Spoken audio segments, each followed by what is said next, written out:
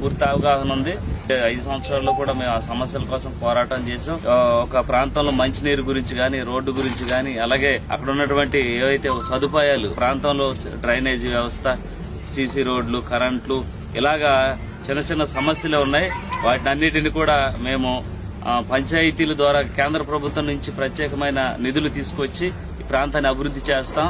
అంటే ఈరోజు ప్రజలందరూ కూడా అప్పుడు చంద్రబాబు నాయుడు గారి పాలనలో ఏ విధంగా ఉంది, ఇప్పుడు జగన్మోహన్ రెడ్డి వచ్చిన తర్వాత అప్పులమయం చేసేసి మన రాష్ట్రాన్ని ఏ విధంగా మన మీద, సామాన్య ప్రజల మీద కొన్ని లక్షల రూపాయలు బద్దెన పెట్టారు. అలాగే ఉన్నటువంటి ఆస్తులను కూడా అమ్మే పరిస్థితుల్లో ఈరోజు జగన్మోహన్ రెడ్డి తీసుకొచ్చాడని ఒక అసంతృప్తితో ఈ జగన్మోహన్ రెడ్డి ప్రభుత్వం మీద ఉన్నారు.